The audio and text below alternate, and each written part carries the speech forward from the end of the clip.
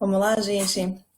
Então, assim, primeiramente, eu sei que tem muitos alunos, mas como também tem público externo, eu vou me apresentar, tá? Eu sou professora Yukari, eu faço parte do colegiado de medicina da Universidade Federal do Vale do São Francisco, aqui no campus de Paulo Afonso. Então, ao longo dessa semana, a gente tem feito um webinário, né, intitulado Covid-19 e suas interfaces.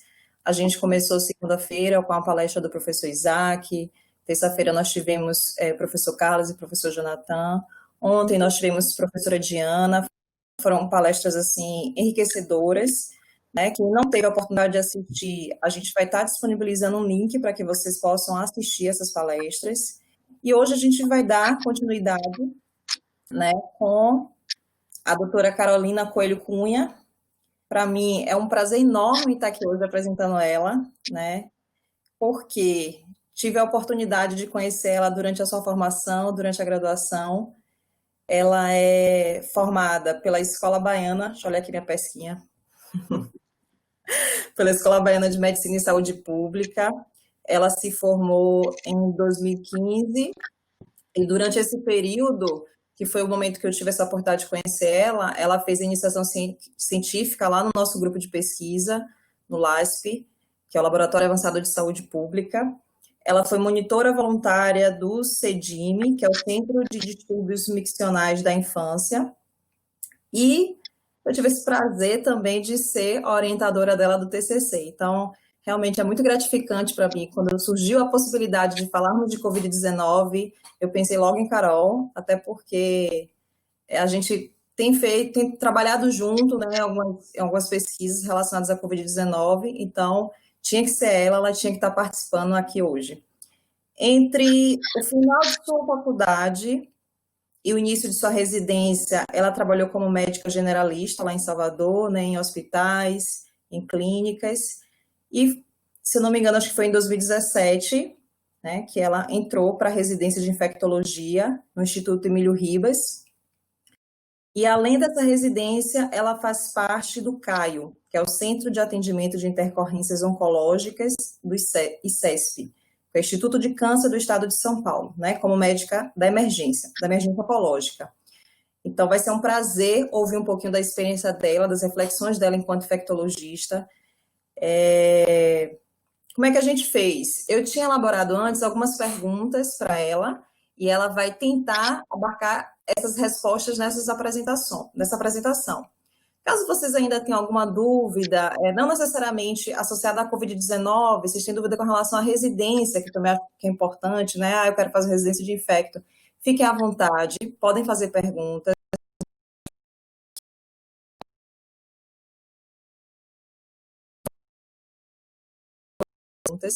E é isso, tá bom, gente?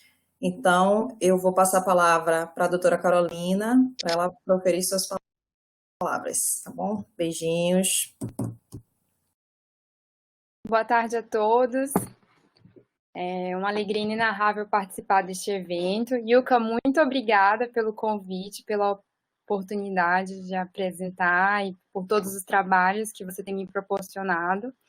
Yukari, como ela disse, foi minha orientadora na Fiocruz, uma ótima chefe, e hoje eu posso dizer também que é uma grande amiga também. Obrigada, Yuka. Bom, eu fiquei de falar, então, o tema é Na Linha de Frente no Combate à Covid, experiências.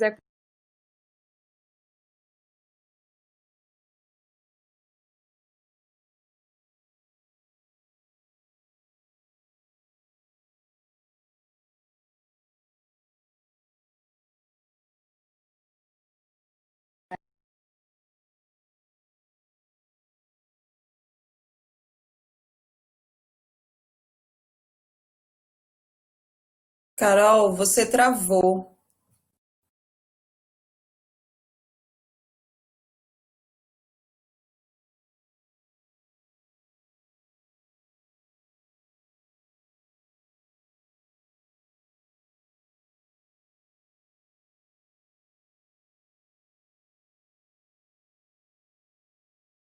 Tá me vendo, Yuka? Eu não estou te vendo, eu estou te ouvindo. Tá. Ai, não sei o que que aconteceu. E tá vendo o slide? Tô vendo o slide. Tá, peraí.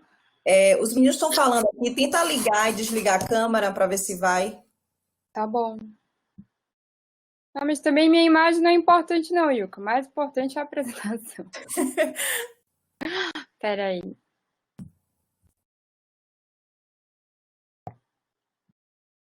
Nada. Peraí. Ontem também com Augusta a gente teve esse probleminha. Agora foi? Não. Ai, tudo bem, então eu continuar assim, minha, minha carinha aparecendo?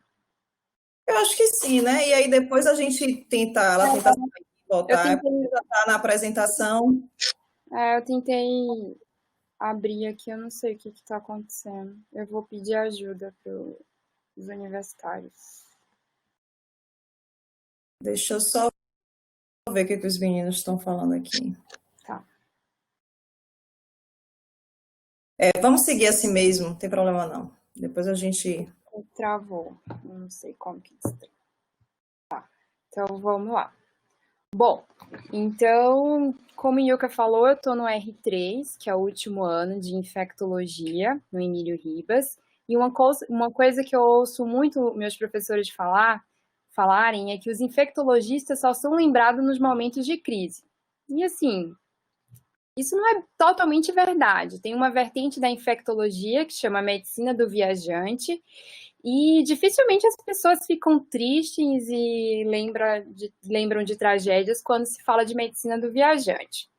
Porém, os infectologistas normalmente só aparecem quando tem uma febre, uma tosse, uma infecção que não vai embora. E aí as pessoas usam diversos antibióticos, múltiplos esquemas de antibiótico terapia. Muitos desses esquemas são de amplo espectro e nada é resolvido. Os pacientes estão cansados e chegam finalmente aos infectologistas. Então, assim, normalmente, quando a gente vai se apresentar aos pacientes, a gente sofre um pouco de preconceito, né? Por exemplo, esse mês eu estou na Unifesp, que é a Universidade Federal de São Paulo, no grupo de infecção músculo-esquelética, e lá tem uma enfermaria de ortopedia. Esse mês eu estou passando lá e quase todos os dias eu me apresento da seguinte forma: olá, eu sou Carolina, médica da infecção, mas fique tranquilo que o senhor não tem infecção.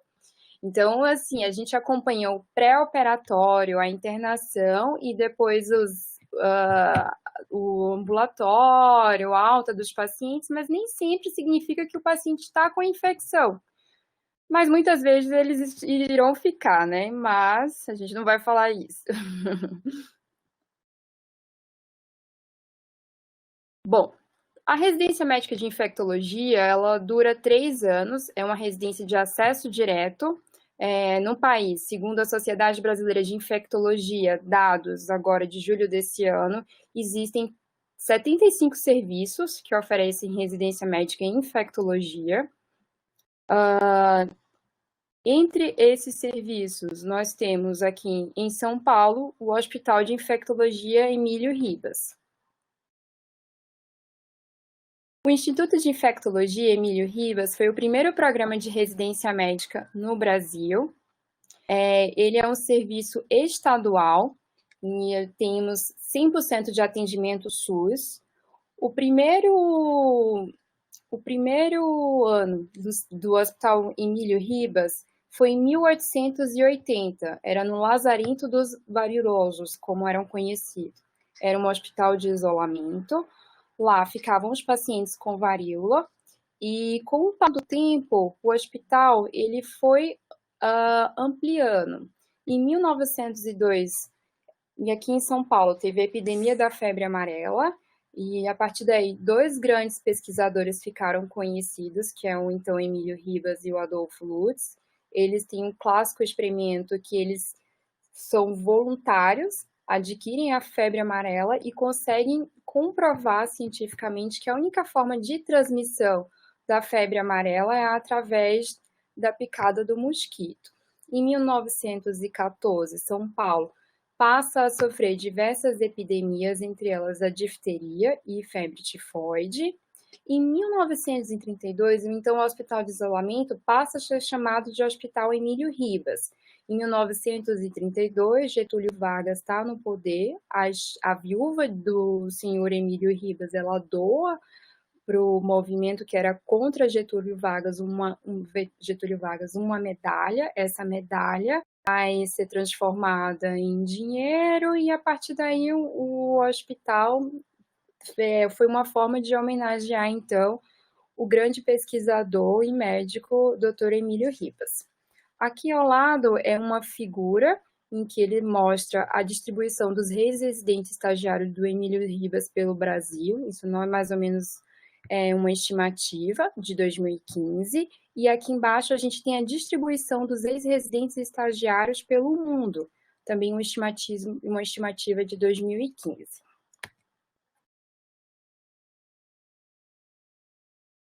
No próximo slide, eu coloquei, então, a epidemia de 1970, que assolou aqui em São Paulo. Em 1970, muitos dos meus atuais chefes participaram como residentes desse momento. Aqui é a entrada antiga do serviço. E, assim, logo no início da epidemia, o hospital chegou à sua capacidade máxima. Então, a Secretaria de Saúde da cidade de São Paulo fecha o Emílio Ribas exclusivamente para pacientes com meningite e transfere outras situações clínicas para os diversos serviços do estado de São Paulo. Então, aqui é muito interessante que muitos chefes contam, né, o quanto foi difícil esse momento, porque as ambulâncias paravam na rua e aí os pacientes vinham andando, porque as ambulâncias não podiam entrar e largar o paciente lá, precisava toda aquela regulação, apresentação, e como eles não tinham tempo para isso, uma forma mesmo de se livrarem dos pacientes, eles paravam na porta, deixavam os pacientes e iam entrando. Então, assim, os chefes, eles contam que eles coletavam 70, 80 líquors por dia, e tinha paciente na pia, nos corredores, era uma visão bastante caótica daquele momento. E aí a gente chega na década de 80, que a gente tem o HIV assolando o mundo, e a partir desse momento o Emílio Ribas torna-se referência em HIV. Aqui nesse texto, que é do site do hospital, ele fala assim, que o Emílio Ribas não recusava pacientes e até hoje não continua recusando, sendo responsável por quase 90% do atendimento dos casos. Hoje nós somos um serviço referência em HIV, é o maior serviço de infectologia da América Latina. Nós somos o único hospital porta aberta, ou seja, para quem não é da área de saúde, é um serviço que você pode entrar livremente. Aqui em São Paulo, o HC fechou as portas, então você só entra no instituto, nos institutos do HC, no Hospital das Clínicas, se for via regulação médica. Fora isso, você não tem como entrar. E o Emílio Ribas não. Apesar de todos os percalços, a gente continua um serviço porta aberta. Qualquer indivíduo pode chegar lá, será triado e, a depender, internado.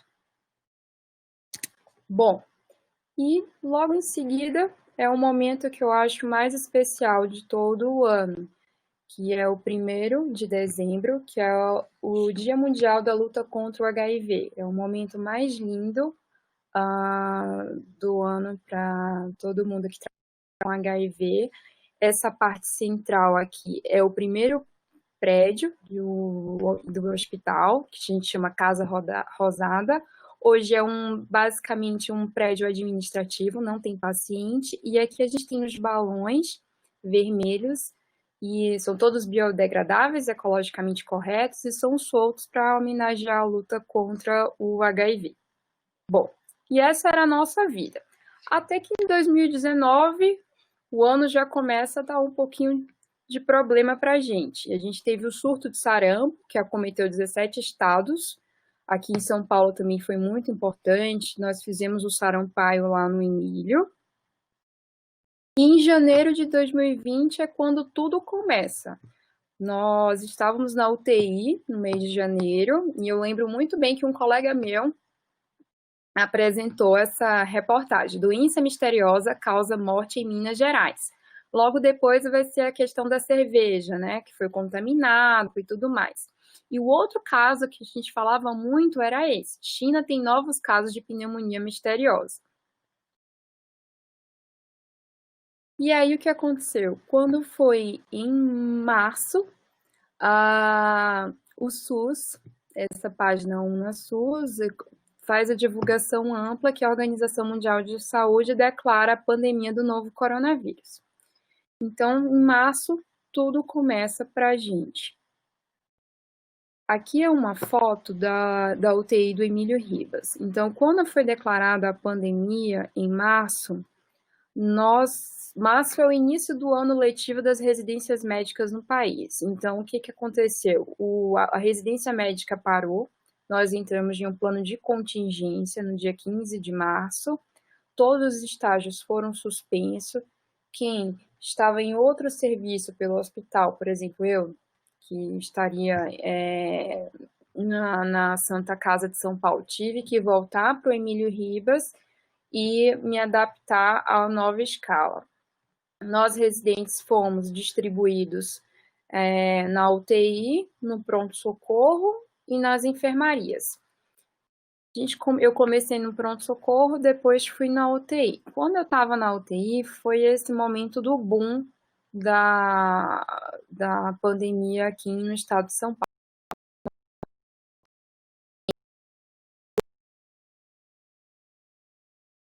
E por nós sermos um hospital de infectologia, todos os quartos do hospital, eles têm uma antecâmera.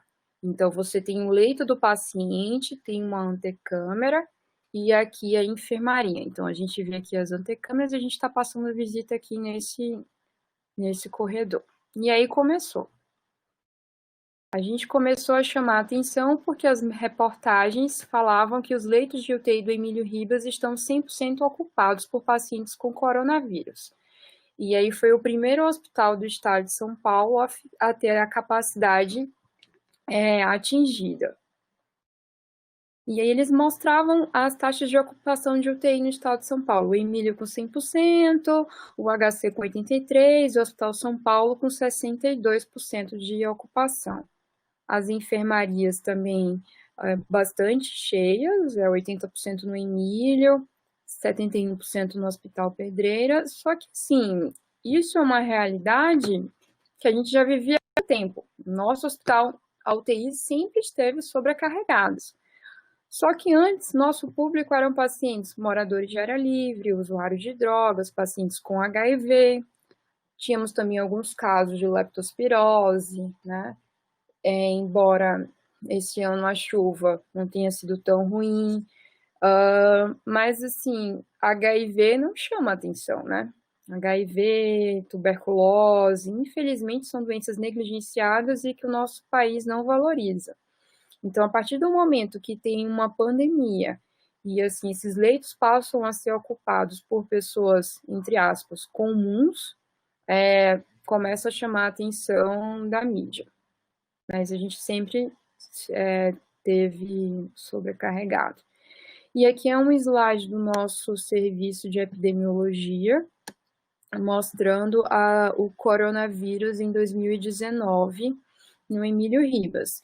Então, nós tivemos até o dia 20, esse é um slide de 20 de agosto, até 20 de agosto nós tivemos 2.834 notificações, dessas 1.215 confirmadas, o que dá 42%.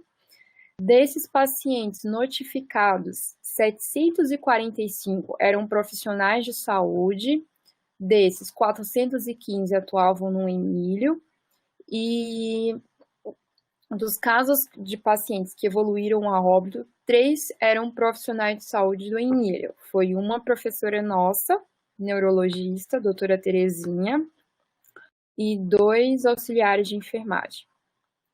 Bom, aqui eles fizeram uma série temporal dos casos de notificação, são os casos suspeitos, né?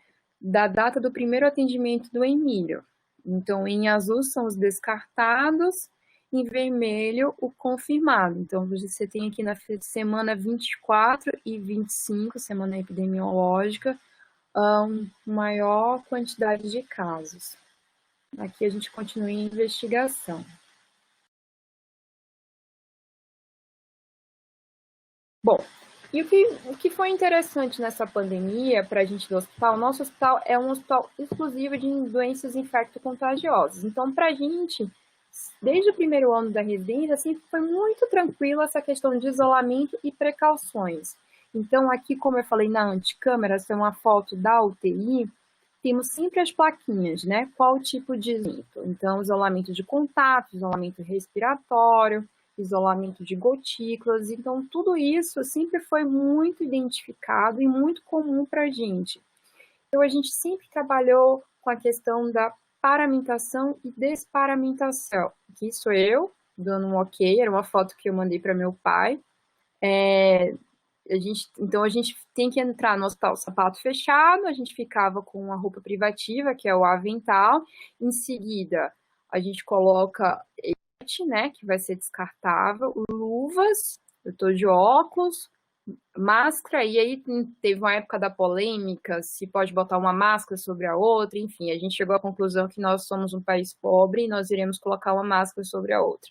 Então, a gente coloca a N95, e depois coloca por cima a máscara cirúrgica para proteger, não sujá-la, e por cima de tudo isso a gente usa o face shield, que é para quase sempre a gente fazer algum procedimento, então a gente usava bastante.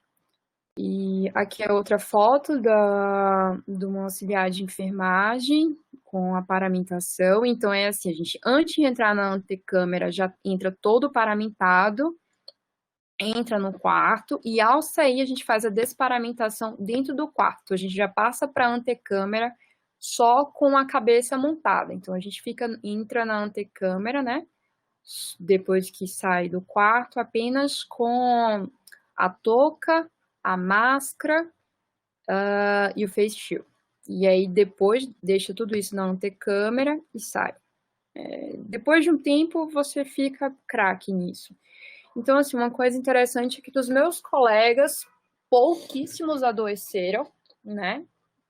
E dos residentes do Emílio Ribas em geral, foram poucos casos de adoecimento. Interessante, como aquela estatística que eu mostrei no slide anterior, se a gente parar para ver o quanto de profissional que tem no hospital foram contaminaram. Ainda tem que levar em conta que muitos desses profissionais de saúde, eles trabalham em vários serviços. Então, no Emílio nunca faltou nada. Teve uma época, assim, que a gente teve que economizar touca, luva, avental, porque a gente não estava dando conta, né, do fluxo de paciente. Então, a orientação era sempre, um vai entrar no quarto, o que precisa fazer? Mexer nas bombas de infusão, ver algum acesso do paciente. Uma pessoa entrava e tentava fazer o máximo pela equipe toda. Então, a gente ajudava em tudo. Nesse outro slide, eu mostro um pouco do pronto-socorro do Emílio. Então, como é que funcionava lá? Como eu falei, é um serviço porta aberta, então o indivíduo entra, essa é a sala de triagem, ele senta na cadeira, tem um enfermeiro aqui atrás desse computador, fica um médico paramentado aqui em pé, e aí o paciente é orientado da seguinte forma: o senhor, por favor, entre, sente, não toque em nada, é muito engraçado essa parte, toque em nada, por favor, não precisa entregar o papel, fique parada. E o paciente senta na cadeira, bota a bolsa no colo, estica o braço, e aí a gente vai aferir os dados vitais e colhe a história. Se o paciente tiver alguma coisa alterada nos dados vitais, né?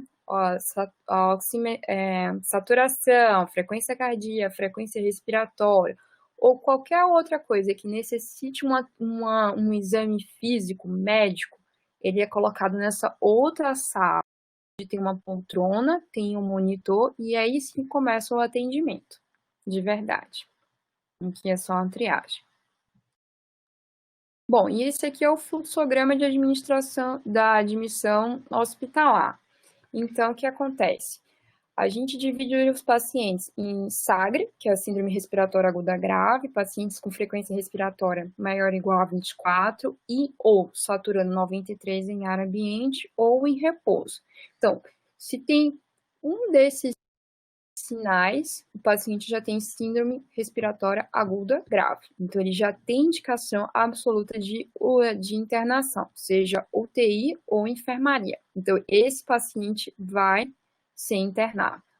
Qualquer outra situação que tinha lá, o paciente poderia ser liberado. Então, assim, o paciente não se encaixava no SAGRE, mas ele tinha uma tomografia muito comprometida, ou tinham comorbidades que mudaria a história da doença de uma forma importante.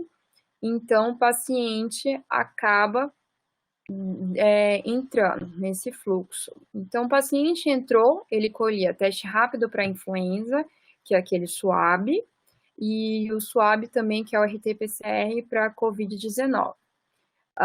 Em seguida, a gente ia avaliar se ele ia entrar com oseltamivir, que é o Tamiflu, que é o anti-influenza, né, digamos assim, em esquema de antibiótico. E a gente tinha um padrão, quais exames pedir, e aí quase sempre a gente já ia para tomografia de tórax. Quem entrava dificilmente fazia um raio-x apenas, porque a sensibilidade do raio-x de tórax é muito baixa. E a partir daí a gente definia se o paciente ia para a nossa UTI ou ele iria para a enfermaria, e a depender, como tinha os hospitais de campanha aqui em São Paulo, a gente poderia estabilizar o paciente e transferir para um hospital de campanha. Mas quase sempre a gente não conseguia transferir muito rápido para o hospital de campanha e tiveram algumas situações que o paciente não queria ir, né? Enfim, por N motivos. O hospital de campanha não é tão confortável, os pacientes não se sentiam seguros, então teve muita essa questão da sensibilidade, porque os pacientes tinham um pouco de resistência em serem transferidos para o hospital de campanha, sabiam que lá não tinha um leito de UTI suficiente, enfim, nem outro assim. Bom, e aí como que o Covid mudou a nossa vida? Além de interromper o fluxo normal da residência médica, a gente entrar em um plano de contingência. Em março eu comecei o R3, então era o ano que teoricamente eu não teria plantões finais de semana, nem plantões noturnos. Basicamente era uma carga horária diurna e muito tranquila. E aí tudo mudou. A gente voltou a ser residentes labutadores, voltamos a ser, como o pessoal chama, trabalhadores explorados pelo Estado, né? Chorando, gemendo, mas enfim, não tinha o que fazer. E aí começou o mundo do webinar, né? Lá no Emílio não foi diferente. Então a gente tinha Covid-19, PS e enfermaria para estabelecer os fluxos.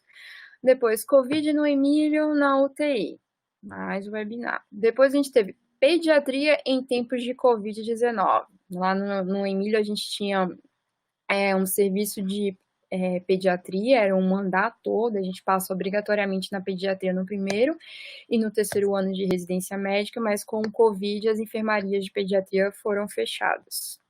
Até o momento não reabriram. Tivemos AIDS em tempos de Covid-19, até porque nosso serviço é referência em HIV, então tinha que ter HIV no meio do caminho. E tivemos webinars especiais com a Magic Paula também, falando em trabalho em equipe em tempos de Covid. Então, teve Covid até não aguentar mais, até que finalmente os residentes voltaram a fazer apresentações, e aí pela primeira vez, depois de muito tempo, em 20 de agosto, nós tivemos um tema não Covid, que é comer em viagens entre o prazer e o risco, que remete àquela medicina do viajante que eu falei no início, que é uma área muito legal da infectologia também. E aí não bastasse, o Emílio segue o curso. A gente tem um curso continuado de infectologia clínica e não parou. Aqui foram todas as aulas que nós tivemos e tem uma prova semana que vem teoricamente, não está confirmado, estou torcendo para não ter. Mas todo final de módulo nós temos provas. E aqui está o site também, podem assistir, esses webinários são abertos, só vocês se inscreverem e tem acesso às aulas, tá bom? Fica o convite também. Bom, e o que mudou também? O sono, né? O sono, e eu acho essa frase sensacional do nosso chefe da UTI, que ele diz: às vezes, acordo no meio da madrugada sobressalto, pensando em coisas que a gente fez ou poderia fazer. Ou, às vezes, em nada em específico, simplesmente acordo e não consigo não consigo retomar o sono. Essa foto aqui é no pronto-socorro, lá do Emílio, na sala dos residentes. Nós temos 2 sofás, o mais novo, o melhor de todos. Aqui é minha amiga Melissa, ela nunca dormia de tarde, eu não sei porquê, era uma coisa estranha. Aqui é minha amiga Paula, dormindo. Aqui é a Ana, e eu consegui um sofá só para mim. Dormi sozinha nesse sofá durante a tarde. Então, a gente dormia do jeito que dava, basicamente já toda paramentada, de máscara, óculos e touca. E essa outra foto aqui na UTI, Ana dormindo. Dessa vez ela já não aguentou mais, dormiu sem touca, sem máscara. Sou eu dormindo no sofá mais uma vez, toda paramentada já. E era isso, a gente dormia bastante quando dava. Outro aspecto interessante também é a questão da dor, né?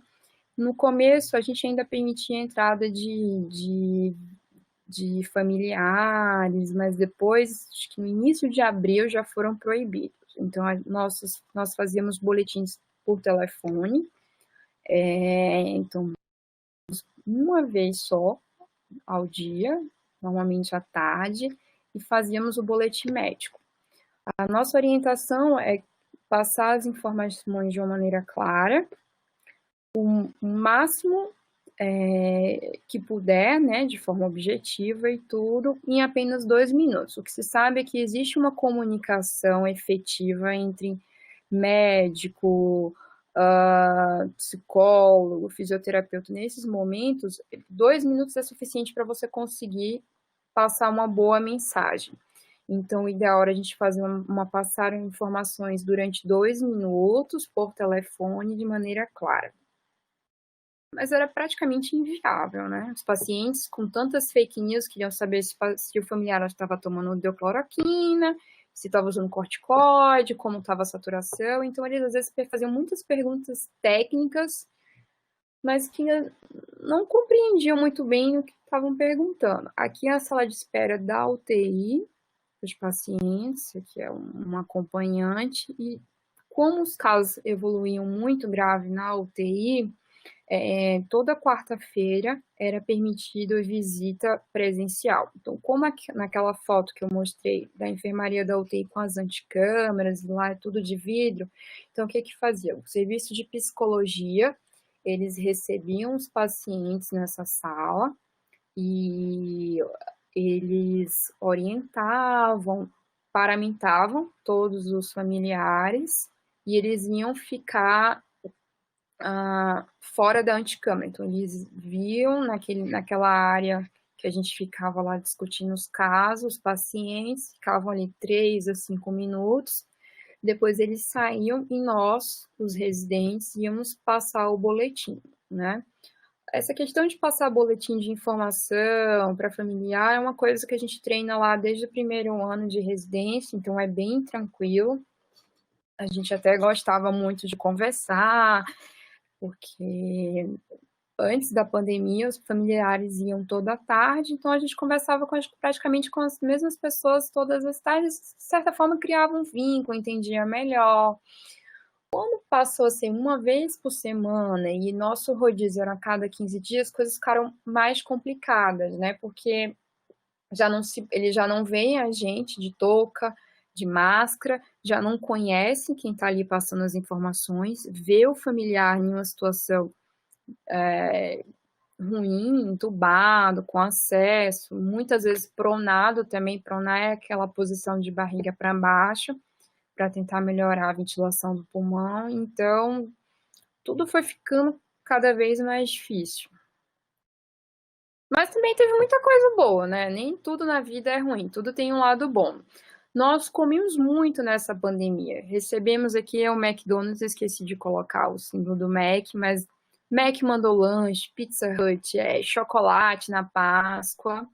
Aqui é aquele chefe meu da frase do sono, na UTI, ele comendo. A gente fez o aniversário dele, a gente fez o bolo. E aqui é uma plaquinha com coração, que é escrito PCR e troponina, que ele só queria saber dos pacientes, basicamente PCR e a troponina, para ver como é que estava evoluindo.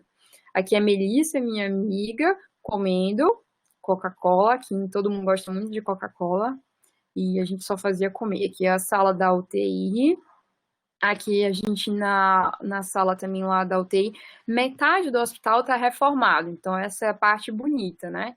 Então, metade do hospital concluiu a reforma, é uma reforma que começou desde 2014, não terminou, então, assim, a gente poderia estar atendendo o dobro da capacidade, eram quase 800 leitos, a gente está com 400, metade, e nessa pandemia foi bom também para chamar a atenção nesse aspecto, o Ministério Público voltou a investigar o porquê da demora da reforma, enfim. Então, aqui, Ana, eu, de Toquinho, Melissa, Paula e um residente externo do ABC, Fernando, e aqui é o nosso R1. Nós somos 4 R3 e 1 R1. A gente brigou com os R2 e a gente não fez um grupo sem R2, mas esse R1 teve que entrar no nosso grupo. No começo fizeram um terror, dizendo que ele ia sofrer nas nossas mãos, que nós íamos explorá-lo, e hoje ele chora de saudade da gente, de verdade, ele tá com muita falta. Bom, e minha mensagem final é essa: medicina vem do latim medere, que quer dizer procurar o melhor caminho, saber o melhor caminho, e eu acho que é isso, medicina é a gente estudar para sempre procurar o melhor caminho, sempre. E é uma frase muito legal que eu achei, medicina é a ciência da incerteza e a arte da probabilidade. Então, as pessoas que têm muita certeza em tudo na vida, inclusive a medicina, desconfie. As pessoas mais inteligentes são aquelas que mais têm perguntas. Então, as mentes brilhantes que eu vejo por aí, da pouca experiência que eu tenho, são os indivíduos mais simples, são aqueles que não sabem, dizem que não sabem, dizem que vão estudar, e eu acho que a gente não precisa ter vergonha de dizer eu não sei. Muitas vezes, quase todos os dias, eu sempre falo uns 25 não sei, vamos ver e tal, mas não é naquele não sei, de eu não sei, não tô nem aí, mas realmente eu não sei, eu preciso estudar. Então eu acho que isso é o mais interessante. É você dizer que não sabe, entender que é assim, é uma incerteza. Tudo que a gente sabe hoje pode estar errado amanhã. Então, a ciência é assim. E diante de tantos estudos falsos, pesquisas duvidosas, a gente tem que saber interpretar. Então, probabilidade é fundamental para escolher o melhor caminho. É isso, pessoal. Muito obrigada, que é um X também. Experiências, era o que mais. Oi, Carol. Muito boa a sua conferência. Eu acho que essa parte final do que você falou do não sei, isso também se aplica para os meninos. A gente não tem que ter vergonha de dizer não, não sei, né? Faz parte do nosso aprendizado. E isso é muito importante, porque faz com que a gente busque, que a gente corra atrás daquele conhecimento que a gente adquirir. Nós não somos robôs que sabemos tudo, né? Que a partir do momento que alguém vai perguntar alguma coisa, a gente vai saber a resposta. Não, a nossa experiência possa ser que a gente saiba, mas possa ser também que a gente não saiba. Isso faz parte do aprendizado, né? Enquanto os meninos vão lançar aqui algumas perguntas, eu anotei aqui algumas coisas, e aí eu queria saber de você. Vou começar primeiro com essa questão da residência, tá? Você demorou um tempinho do período que você saiu da faculdade para iniciar a residência. Então, você já sabia que você queria fazer residência de infecto lá, né, quando você estava na graduação, ou foi algo que surgiu com o tempo, você queria alguma coisa, depois mudou? Isso é a primeira pergunta. A segunda é, como foi esse processo seletivo no Hospital Emílio Ribas? Geralmente entram quantos residentes, né? Quantas pessoas passam? Como é que funciona essa questão do R1, R2, R3, por exemplo? Você falou que no R3 seria mais, né, mais tranquilo. significaria o quê? Que você não precisaria frequentar a UTI? Como é que, né? Como é que funcionaria essa questão da residência infecto? Certo, legal. Então, assim, eu me formei em 2015, no meio do ano, na Baiana, então tinha 6 meses, né, já de formada, e as provas de residência são sempre ao final do ano. Então, durante a faculdade, eu sempre tive muita dificuldade, acho que não só na faculdade, mas na minha vida, em saber o que realmente eu quero. Eu sempre sei o que eu não quero, então é meio complicado. E aí eu ia eliminando, já sabia que não queria cirurgia, eu adoro criança, mas não dava pediatria, e aí eu fui eliminando algumas áreas, e eu gostava muito de radiologia. Eu tenho 2 primos médicos radiologistas, então era uma coisa que eu gostava muito, eu sempre achei eles muito inteligentes, sempre me espelhei muito neles. Então, eu achava que eu queria fazer radiologia também. Só que a prova de residência para radiologia é muito concorrida. Hoje não está tanto, mas na época que eu prestei era muito concorrida. E eu acabei não passando no primeiro ano de prova de residência. No ano seguinte, eu fui trabalhar, e aí com o trabalho eu fui me identificando com outras áreas. Então, eu acabei vendo que realmente eu gostava de paciente. Radiologia, você não tem paciente, exceto se você fizer radiologia intervencionista, que é uma subespecialização da radiologia, que também não era minha área, porque é muito procedimento e não é tão clínico. Então, acabou que no meio do caminho eu desisti de radiologia e escolhi clínica médica. Então, eu queria fazer clínica médica. Não sei se os meninos sabem, meninos e meninas, mas algumas áreas na medicina você precisa ter pré-requisitos. Então, você quer ser um cirurgião torácico, você precisa ter 2 anos, agora são 3, né? 3 anos de cirurgia geral, depois você faz uma nova prova para cirurgia torácica. Então, clínica médica é um pré-requisito, né, para você ser cardiologista, pneumologista, reumatologista. Então, eu iria fazer esses 2 anos básicos e depois eu escolher uma sub-área. Eu achava que eu queria oncologia ou reumatologia. E aí eu me inscrevi em provas de clínica médica e tinha essa prova do SUS São Paulo, que é uma prova muito grande, se não me engano, é a prova de residência médica, uma das maiores que tem no país é o SUS São Paulo. E aí nessa prova tinha a opção enfim, é um leilão, como é no SUS Bahia, você se inscreve em uma área e aí depois, já dependendo da sua classificação, você vai escolhendo o local que tem vaga, né? Então, eu fiquei em 5º lugar em clínica médica em Salvador. Então, eu poderia escolher se eu queria ir para o Irmandúcio, o Hospital de Juazeiro, e aí vai. E nessa prova do SUS São Paulo, tinha esse local, Emílio Ribas, eu já tinha ouvido falar, aí eu entrei no site e fui olhar, pesquisar, e aí eu adorei, achei o máximo, né? Entrei no site, tudo, fui conversando com as pessoas e tal, e acabei me inscrevendo para a prova. E também não dei muita bola, né? Porque a minha primeira opção era ir em Salvador, o Irmandúcio, clínica médica. Fiz a prova, passei, e aí começou o problema. Faço clínica médica ou infectologia, e eu passei em uma posição boa, então eu conseguiria ir para o Emílio Ribas. E é o grande dilema, né?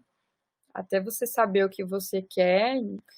Então eu fui conversando, pesquisei, entrei no site, e aí eu fiz uma entrevista com várias pessoas, fiz campanha na família para saber o que cada um achava.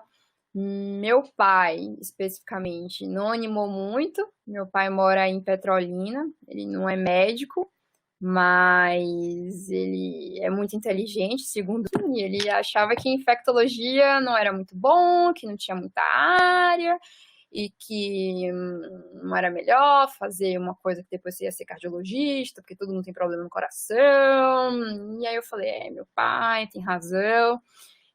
Mas aí eu acabei convencendo ele que eu queria muito, lógico, a escolha é minha, e depois eu falei, pai, eu gosto, já tinha passado pela Fiocruz, gostei muito lá da experiência, falei, bom, vou fazer infectologia. Então a decisão foi meio essa, assim, sem saber meio o que estava fazendo, mas por achar legal o nome Emílio Ribas, entrar no site e achar interessante. Foi assim que eu escolhi. Bom, a residência médica, Deixa eu só comentar. E hoje em dia você se arrepende ou você acha que essa escolha realmente foi a melhor escolha para você?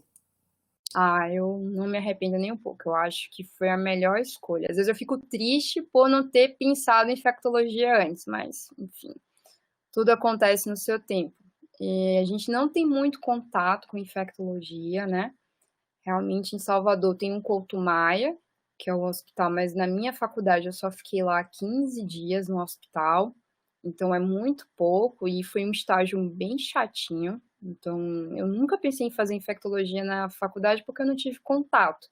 E quando se fala em infectologia, quando a gente está no internato, normalmente o infectologista é aquele cara chato, né? Aquele cara que manda você lavar a mão, que você pede um antibiótico, ele vai dizer que não, que você está usando um antibiótico errado. Então é aquele cara julguiane, que a gente brinca, né? Ele vai julgar você.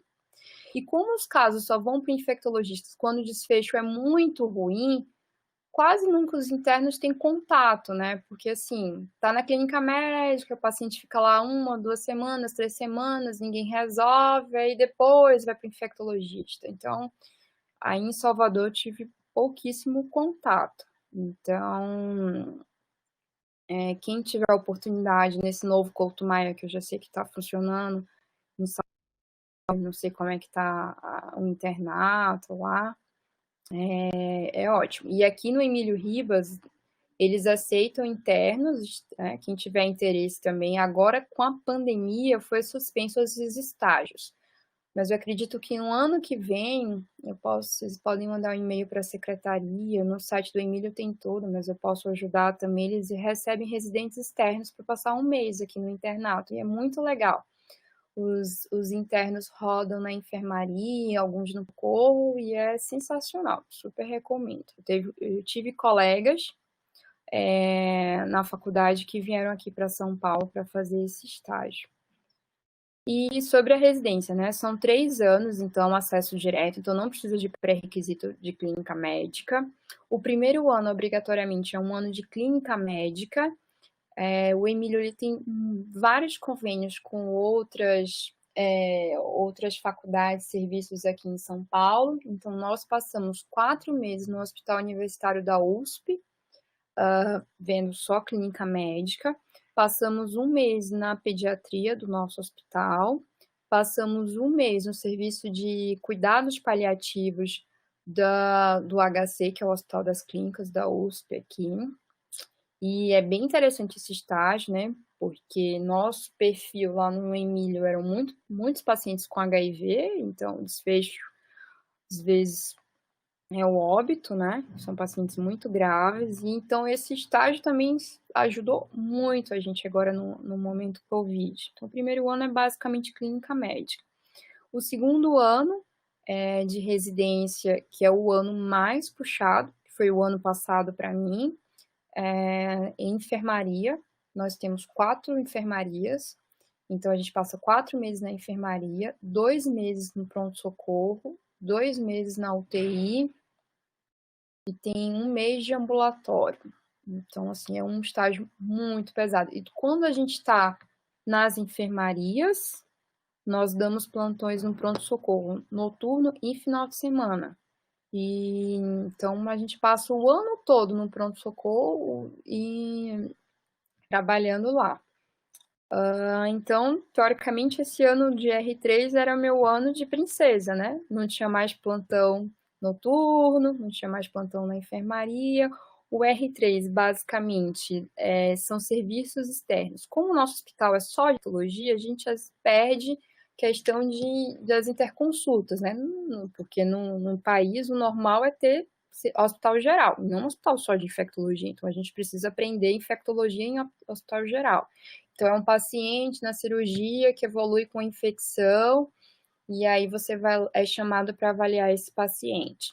Então, esse R3 é basicamente essas outras situações, pacientes transplantados, imunocomprometidos. Então, nós temos quase todos esses serviços. essas opções de serviço para o R3. Só que com a pandemia também nós perdemos esses locais para estagiar. Por exemplo, o HC cancelou todos os estágios externos da gente. Então, a gente ia rodar lá nos imunodeprimidos, transplantados, eles suspenderam, né? E é isso. Como nós também suspendemos os estágios dos residentes externos e dos internos. Mas a gente está se adaptando. Agora, esse mês, eu estou lá na Unifesp, que é uma enfermaria de ortopedia, que a gente vê pacientes com fratura, politrauma, prótese, eles fazem essas cirurgias, evolui com complicação, fístula, e quem trabalha junto com o ortopedista é um infectologista para tentar solucionar essas situações. Tá. E normalmente eles disponibilizam quantas vagas por ano? Tá. São 20 vagas. O Emílio é o local no país que tem mais vagas de residência médica. São 20 vagas por ano. Então, Às vezes, 20.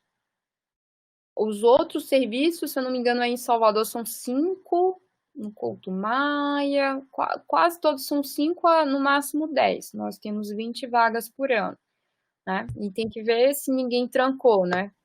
A única situação que você consegue trancar a vaga de residência médica legalmente é servindo. Então, eu presto prova de residência médica esse ano, passo, mas eu me ofereço ou sou convocada pelo Exército, eu consigo guardar minha vaga para o ano que vem. Então, eu vou servir ao Exército, quando eu terminar meu ano, né, porque é um ano servindo, eu consigo assumir a vaga de residência sem precisar fazer uma nova prova. Então, é a única situação que sua vaga de residência está garantida se você for servir. Certo. E como é que vocês são avaliados durante essa residência, né? Para R1, R2, é a mesma avaliação? Como é que funciona isso? Então, ele tem uma avaliação, tem as provas, que eu falei, que nós vamos ter agora do módulo de antibiótico, tem a questão de frequência, né? E todo estágio no final do mês é meio complexo. Eles veem pontualidade, assiduidade, quase não sai. Tem manejo dos casos, uma avaliação complexa do que você produz também, de trabalho científico conta também.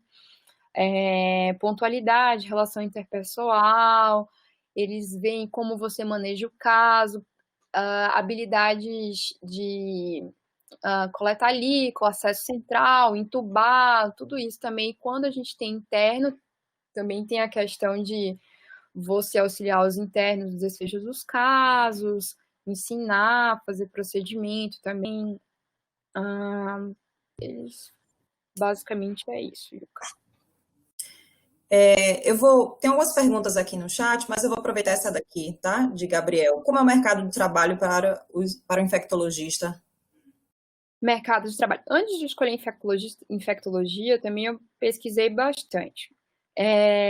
No começo, me falaram, é só CCIH.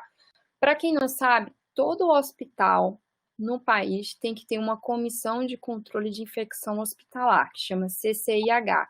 E quem assume a CCIH é um médico infectologista com uma enfermeira especializada em infectologia. Então, basicamente, você tem que ter para cada hospital no país um médico e um enfermeiro especialista. Então, você vai ter em todo lugar que tiver um hospital, pelo menos, vai ter que ter um infecto lá. Normalmente, o cara que administra a CCIH, ele fica lá a vida toda, mas uma hora ele vai morrer. Uma hora ele vai adoecer. Uma hora ele vai ter férias. Então, assim, vai ter vaga lá, né? CCIH é uma área que eu particularmente acho muito chata. É uma área burocrática, né? Então, todas as compras do hospital tem que passar pelo médico infectologista, no sentido, a gente tem que aprovar se aquele álcool gel é de uma qualidade boa, se a construção de um piso anexo ao hospital está sendo feita da maneira correta, se os ar-condicionados estão sendo limpos da forma correta, o controle de água. Então, vai desde a parte estrutural até realmente a parte clínica, de controlar os antimicrobianos. Então, assim, a gente sabe que resistência bacteriana é uma coisa que cada vez mais acontece. Então, se todo médico do hospital prescrever um antibiótico da cabeça dele, não vai dar muito certo. Então, tem que ter uma regra. E quem fiscaliza e libera antibióticos juntos com os farmacêuticos, com a farmácia, são os infectologistas. Então, tem esse mercado, que é o principal, de controle de infecção hospitalar. E fora isso, depois que você termina a residência de infectologia, você pode fazer prova para terapia intensiva. Então, você consegue, para você fazer residência médica em terapia intensiva, tem que ter alguns pré-requisitos. Infectologia é uma das possibilidades. Neurologia, cirurgia geral, clínica médica. Então, você consegue fazer prova de residência para terapia intensiva. A outra opção é trabalhar com hepatite, né? Hepatite virais, hepatite B e C. Também você pode fazer uma prova de residência e ser hepatologia, fazer hepato, né? Hepatologia. Um pré-requisito para fazer hepatologia é infectologia, assim como gastroenterologia também é um pré-requisito. Você pode trabalhar agora com imunodeprimidos, que é uma área muito interessante, eu ainda não rodei nessa parte, mas todo paciente transplantado é um paciente imunodeprimido. Então, assim, ele está sujeito, como um paciente com HIV, a adquirir CMV,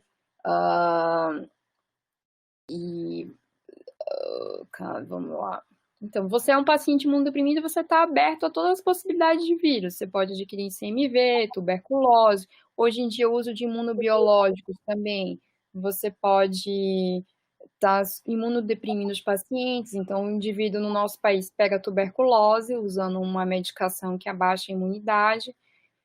Uma área muito legal, que é essa que eu estou vendo agora, que é de infecções musculoesqueléticas. Então, no nosso país, com o envelhecimento da população, nós vamos ter cada vez mais cirurgias de troca de prótese, né? Então, você tem prótese de joelho, prótese do quadril, fratura. Então, o indivíduo bota pino, parafuso e isso invariavelmente infecciona, né? Fora as questões das cirurgias estéticas, que ninguém vai falar, que cirurgia plástica, você coloca um silicone, por exemplo, prótese mamária. Essa prótese mamária, eles falam que foi rejeitada, mas não é rejeição, foi uma infecção. Então, ninguém vai divulgar isso, mas quem deveria tratar esse tipo de situação são os infectologistas. É um mercado muito amplo, muito vasto. Tem a parte também de vacinas. Você pode abrir uma clínica de vacina e ficar muito rico, que é uma área que dá muito dinheiro. E tem essa medicina. É para Covid-19, né? Aí que vai ficar rico. Ainda para Covid-19 é uma boa área, fica a dica. Né? Muito legal, tem muita opção. Só complementando, eu ia fazer isso depois, mas você acabou respondendo, porque ele pergunta também somente no CCIH ou em outros locais, né? E aí, CCIH seria, vamos dizer assim, a área mais, né, que vocês trabalham com maior ênfase, mas também serve para outras residências, né, como pré-requisito para outras residências. Isso, certo. Tem outras perguntas aqui.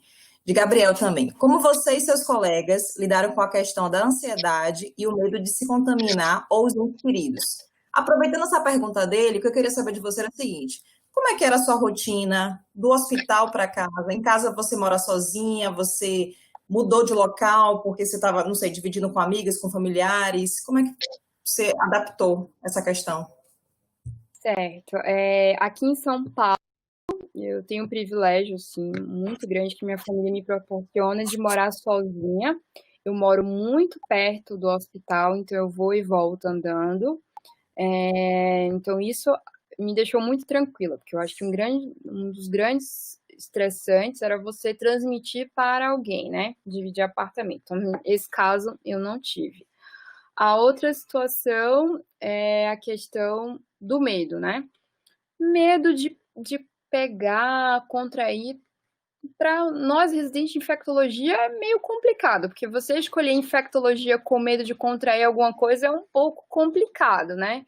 Porque o tempo todo a gente está exposto a bactérias multiresistentes. Então, os pacientes entram lá, vários nossos pacientes HIV, que internam muito, né? Então, eles tinham bactérias multiresistentes, então a gente sempre teve esse contato de necessidade de paramentar, desparamentar, então foi muito tranquilo. Eu sempre falei assim que eu não tenho medo por mim, mas eu sempre tive medo de transmitir para alguém. Então, a última vez que eu fui em Salvador ver minha família foi em fevereiro.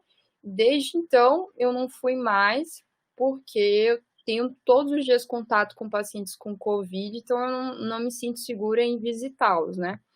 Para não transmitir. Meu irmão mais velho, que veio para cá, ele tem praticamente minha idade, nós estamos em idades próximas, mas ele não tem nenhum problema de saúde, tudo, então ele veio ficar comigo, graças a Deus, esses dias. Então, muito obrigada, Dan, eu acho que ele está vendo.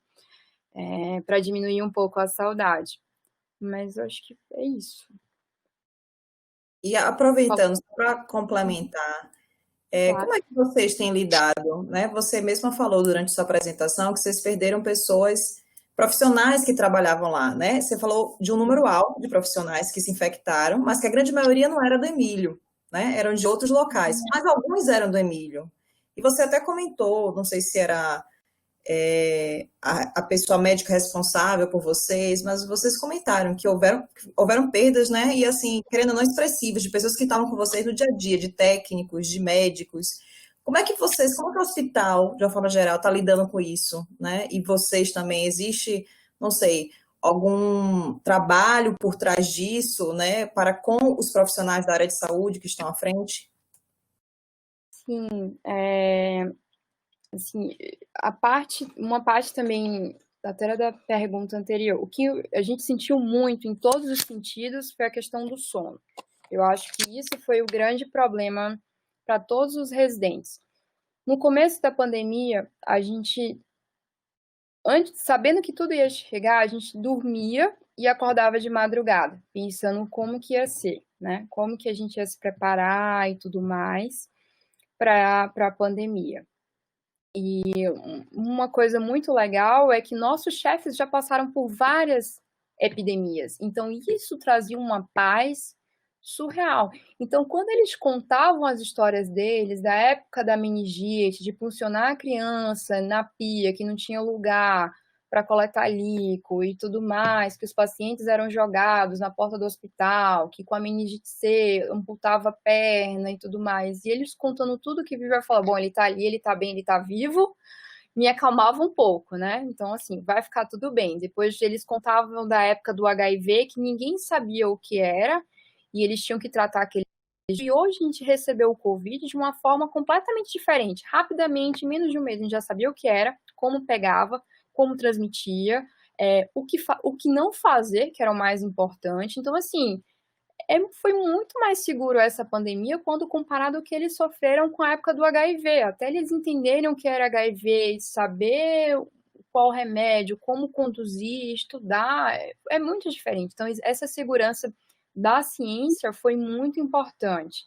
Então, no começo a gente não dormia, a gente dormia, acordava ansioso. Depois chegou uma época em que a gente chegava muito cansado e não conseguia dormir. Eu acho que isso todo mundo tem na vida. Você tá tão pilhado, tão ligado, que você chega em casa e você não consegue dormir. E aí alguns bebiam, vão tomar um vinho para relaxar, uma cerveja e tudo. Outros precisavam de ir para o psiquiatra, tomar remédio. Outros partiam para chá. Então, assim, não era fácil.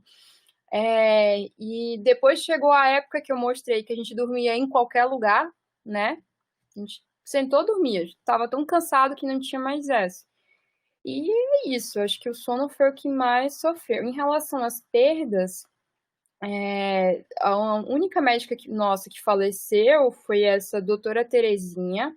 Ela é neurologista, ela era chefe do serviço de líquor, lá do Emílio Ribas. Líquor é aquele exame que a gente fura as costas, a coluna, para retirar o líquidozinho, o líquido cefalorraquidiano, para analisar o sistema nervoso central. Então, ela é a chefe, ela que funcionava, ela que ensinou a gente. E o engraçado é que ela não tinha, tinha 64 anos, não tinha nenhum problema de saúde, Ela tinha uma obesidade grau 2, mas não era uma super obesa, nem nada, não tinha hipertensão, nenhuma doença grave, mas ela contraiu o Covid e ela ficou internada lá com a gente no hospital. Quando ela internou, como eu já estava na enfermaria, ela internou na enfermaria que eu estava. E aí eu já estava em uma fase tão cansada que eu normalmente chegava atrasada na enfermaria, né? E aí meus colegas, para se vingarem, entre aspas, de mim, me deixaram com ela, de propósito. Como eu cheguei por último, quem chega por último escolhe paciente do quadro, né? Então, como me colocaram com ela. E eu sempre gostei muito dela. E aí, tudo bem, eu fiquei com ela na enfermaria e tudo mais, até que um dia minha chefe falou, Carol, você vai ter que coletar uma gaso dela. Gasometria arterial é um exame muito doloroso. Você pega a artéria radial do paciente, filha uma agulha, normalmente a gente vai fazer com agulha de insulina, e dói pra caramba, porque você está funcionando uma artéria. E aí, no dia que minha chefe mandou eu coletar essa gasometria, eu já comecei a passar mal. Eu falei, como que eu vou furar a minha chefe? E um exame que dói. E aí eu chegava no quarto e falei, doutora, vou precisar coletar uma gaso. Aí ela já começava, mas por quê? Por que você vai coletar um exame, Carol? Minha saturação. E ela começava a questionar o quadro clínico dela. E aí eu começava a gaguejar, né? Eu falei, não, doutora, não tá tão ruim. Ela perguntava os exames, eu sempre começava do melhor e rapidamente eu falava o que tava ruim e ia embora. E aí, nesse dia, eu fui coletar a gaso e a primeira vez eu errei, a segunda eu consegui, mas eu tremia tanto que ela teve que me acalmar. Falou, não, Carol, tá tudo bem. Ela me acalmou, tá tudo bem, tá tudo certo e tal. E aí, foi em seguida, depois ela precisou para UTI, a gente caminhou ela lá para UTI. E quando eu fui para UTI, também como eu já tinha ficado com ela e tudo, eu acabei também ficando com ela um tempo na UTI, eu era residente responsável. E era muito chato, né? Porque é uma pessoa extremamente querida no hospital, então toda vez que eu ia levar gasometria no laboratório, que são os residentes que colhem e levam direto, todo mundo perguntava como vai a doutora Terezinha. Então tinha aquela comoção no hospital e o tempo todo mundo vinha, perguntava, então tinha uma hora que você não aguentava mais, né? Todo mundo perguntando, aquela pressão interna, como é que ela tá, como é que ela tá, como é que ela tá, e as coisas indo mal e tudo. Lá a gente tem um serviço de psicologia, tem um grupo de psiquiatra também que acompanha os residentes, né? Ficaram tudo disponível, assim, mas acho que o que salvou nesse período, assim, que foi muito difícil, são os amigos, que foi o lado bom, né? A gente conseguiu fazer um grupo muito bom com os amigos da residência e a família, sem dúvida, assim, meu irmão mais novo, ele é um sofredor, porque eu ligava para ele pro FaceTime e ficava conversando horas com ele, horas. E aí passava para minha mãe vendo o meu cachorro, conversando com o meu cachorro e chorando de saudade do meu cachorro. E aí, com meu pai, minha madrasta também, ligando. Então, basicamente era FaceTime e os amigos, assim. Não tinha muita opção. Você falou dessa questão que vocês se uniram, né, os residentes. Eu vejo muito isso, que é nos momentos de desafio, que às vezes a gente se une mais, né, que a gente está mais junto, colaborando, ajudando. A gente está vendo a solidariedade da população em geral, né, ajudar o próximo. Eu acho isso muito legal. Que deveria, na verdade, ser constantemente, né, o tempo todo, não nesses momentos em si. Eu fiquei curiosa, porque você mostrou as fotos, e você até comentou agora, né, que vocês chegavam lá e dormiam. Como é que funciona isso? Você chega lá assim, bum, dorme? Dorme? Como é que funciona essa questão? Ou não, vocês vão descansar, e aí o sono bate, vocês dormem, né? Não, é assim, porque como o hospital está em reforma, e aí o nosso pronto-socorro era no térreo, né? Com a reforma, ele fechou e nós fomos para o terceiro andar. Só que com a pandemia, com a confusão toda, eles fizeram uma mini reforma no pronto-socorro do térreo, então lá ficava a triagem. Então, assim, a maior parte dos pacientes que chegavam lá chegavam bem, então eles ficavam na triagem e não subiu para o terceiro andar, que era onde a gente estava ali dormindo. Então, os pacientes ficavam lá na triagem, lá ia para a enfermaria ou para a UTI. a grande demanda do hospital, e eu lembro disso muito, é que os chefes de plantão do pronto-socorro, eles recebiam de 60 a 80 pedidos de vaga de UTI por dia, só o Emílio Ribas. Então, assim, teve um dia que eu lembro muito da minha chefe falando que não aguentava mais negar pedido de vaga, porque, assim, para você, ela lia, não tinha vaga, mas você fica querendo ler para saber o que está acontecendo. Então, ela lia a história, ficava mal e negava a vaga, porque não tinha vaga na UTI. Então ela falou, olha, não dá para ter esse serviço, se não tem vaga, manda alguém negar as vagas, que eu não vou ficar querendo ler história do que está acontecendo e eu não vou dar vaga nenhuma porque não tenho o que fazer. Então, era um sofrimento muito grande. Mas era isso. Teve uma época que foi mais tranquilo porque, assim, os pacientes ficavam lá na triagem, não subiam, aí a gente dormia nesse horário. Você comentou, né, durante sua apresentação, que vocês até encaminhavam para o hospital de campanha. Quais eram os critérios que vocês utilizavam para encaminhar? Isso. O hospital de campanha aqui funcionava da seguinte forma: o hospital de campanha era uma grande enfermaria e eles tinham oxigênio, basicamente. Eles tinham 4 a 5 leitos de retaguarda de UTI. Então, se o paciente evoluísse mal, eles conseguem entubar, estabiliza e transfere para o serviço terciário. Então, para transferir para o hospital de campanha, o critério era: o paciente poderia estar dependente de oxigênio, né? Porque lá tem oxigênio, não tem problema, mas eram pacientes clinicamente estáveis, exclusivamente dependentes de oxigênio, que é uma coisa interessante do COVID, né? O paciente está super bem, mas às vezes a gente só não consegue dar alta porque ele satura. Então, essa parte de desmame do oxigênio leva 14, 15 dias, até essa reabilitação completa, é muito tempo de internação. Então, para liberar a vaga, a gente transferiu para o hospital de campanha, porque a enfermaria nossa não estava tão ocupada, porque eram os pacientes que saem da UTI e descem para a enfermaria, entendeu? Então, assim, os pacientes que chegavam lá eram quase todos graves, entuba, vai para a UTI, e depois que eles melhoram, eles descem e ocupam a vaga de enfermaria. Entendi. Deixa eu só fazer uma última pergunta aqui do chat, depois eu vou passar a palavra para Igor, né, fazer umas perguntas, mas tem uma pergunta aqui de Amanda. Você pode falar mais sobre medicina do viajante? Ah, sim, muito legal. No site do Emílio, tem uma parte para quem quiser, né, marcar consulta gratuita, medicina do viajante. É o seguinte, nós sabemos que hoje é muito comum esse turismo de aventura. E além do turismo de aventura, por exemplo, você vai viajar para a Amazônia. E na Amazônia a gente sabe que tem febre amarela lá. Então, medicina do viajante é uma área que a gente vai estudar o local que você vai, quanto tempo você vai passar e quais são as suas exposições. Você vai se expor à água potencialmente contaminada? Quais são as doenças que tem naquela região? É malária? Lá tem ebola? Então, a gente vai fazer todo esse trabalho, desde os fatores de riscos ambientais, do que tem lá e você pode se expor, até as questões da vacina, que vacina aquele país exige, toda a documentação, certificado internacional de febre amarela, tudo isso a gente vai estudar lá. É muito legal, bem interessante. Agora está um pouco movimentado por conta, né? Ninguém está viajando, mas é um ambulatório dos sonhos de todo mundo. E aí os pacientes vão os lugares exóticos, a gente pesquisa, né? Entra no site para ver quais são as recomendações da OMS, tudo.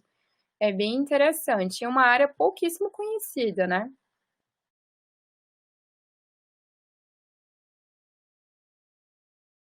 Tá sem áudio, Yuka. Tá dando uma de Carol, hein? Eu vou passar a palavra para Igor agora. Ele tem algumas perguntas do pessoal que está lá no YouTube. Tá bom. Ou dos formulários, não sei exatamente. Tranquilo. Oi, Carol, tudo bom? Enfim, parabéns pela palestra, foi incrível. E eu tenho uma pergunta, tem perguntas minhas e tem perguntas também do formulário que a gente mandou previamente. Mas deixa eu só dar um aviso antes. Gente, o formulário de presença já está disponível, certo? O link está nas notas compartilhadas e no chat, tanto daqui da sala da RNP quanto do YouTube, certo? Então, por favor, quem não preencheu ainda, preencha. que é a forma que a gente tem de contabilizar as presenças. Tem algumas pessoas que estavam escrevendo nas notas compartilhadas. Gente, não vai ser considerado, tá? A presença é única, a única possibilidade de presença é pelo preenchimento do link do formulário, certo? Outras formas não serão consideradas, beleza? Enfim, a pergunta que foi feita do formulário que foi enviado previamente, né, é a seguinte, é do Ronald Silva, que ele fala: gostaria de saber como estão sendo estabelecidos os protocolos de atendimento ao paciente vítima de Covid-19 e quais os critérios estão sendo utilizados para manter ou abandonar algo no tratamento destes pacientes, uma vez que existem inúmeros estudos apontando a eficácia e a ineficiência de medicamentos e procedimentos de cuidados. Muitos deles são sugeridos em caráter experimental e a título de pesquisa. Aí depois eu tenho uma pergunta minha. Certo. Pronto, então assim, respondendo a primeira pergunta, lá no Emílio, eu mostrei um pouquinho do fluxograma de atendimento e nesse material que eles disponibilizaram na intranet do serviço, eles orientavam desde do uso de corticoide, do uso de oxigenoterapia, quais são os critérios de intubação. O que no começo o raciocínio do COVID inicial foi uma síndrome respiratória aguda grave. Então, várias doenças, né, podem cursar com a síndrome respiratória aguda grave. Então, basicamente, a gente vai trabalhar em cima disso, que é o que a gente tinha na época. Então, nosso protocolo de intubação, de estabilização clínica, foi todo baseado no que a gente já sabia de insuficiência respiratória, né? Que era SARA, com aquele pulmão duro. Então, foi basicamente o mesmo raciocínio, que é a terapia intensiva inicial. A segunda parte do que usar, cloroquina, ivermectina, a gente, no Emílio, fomos acompanhando todos os estudos que tinham saído e em todo momento não houve nenhuma evidência científica robusta que justificasse o uso desses medicamentos, seja cloroquina, ivermectina, o anita, e lá se vai. Então lá, nesse documento, eles deixaram bem claro que desestimulam e contraindicam o uso dessas medicações. O hospital, ele não pode proibir o médico de prescrever, isso é uma autonomia do profissional de saúde, né? Mas ele pode, no seu protocolo, não colocar e deixar a critério da relação médico-paciente ser prescrito ou não. Alguns médicos do nosso serviço, na época que não se tinha certo se a cloroquina ou não fazia mal, eles prescreviam, mas assim, não era a conduta do serviço. O Emílio, ele participou de um estudo da OMS, que era o Solidarity. Era um estudo que você tinha 5 braços, 5 grupos. O primeiro grupo não usava nada, que era o grupo controle. O segundo grupo, ele usava hidroxicloroquina. O terceiro grupo usava uma medicação para HIV, que é o Kaletra, porque o coronavírus também é um retrovírus, assim como o vírus do HIV. O quarto grupo, ele usava um interferon, que não tinha chegado no Brasil ainda, e o quinto grupo era só de antibiótico, azitromicina. Esse estudo foi interrompido, né, o Solidarity no mundo todo, inclusive interrompido lá no Emílio também, porque viu o malefício da cloroquina. Então, assim, nós chegamos a participar do estudo, né, de uso de algumas medicações, foi interrompido por conta da identificação dos malefícios, e hoje a gente está participando do estudo da vacina chinesa, né? Que é junto com o Instituto Butantan, no governo estadual de São Paulo, a vacina do Covid. Deixa eu aproveitar essa sua fala com relação ao medicamento. Por curiosidade, os familiares ou o próprio paciente chegava lá dizendo que queria tomar, quais remédios ele queria tomar?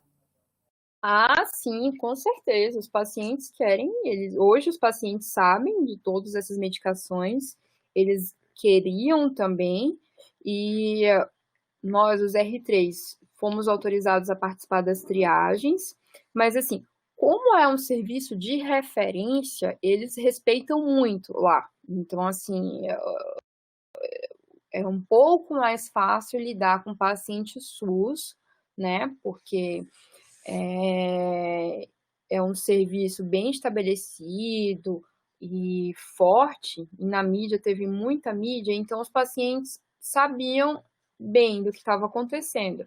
Então eles não chegavam a implorar, a exigir, eles acatavam bem. Claro que tem exceção, mas assim, a gente é a autonomia, né, o livre-arbítrio. O indivíduo não quer ficar internado ou as orientações, ele tem total direito de deixar o hospital.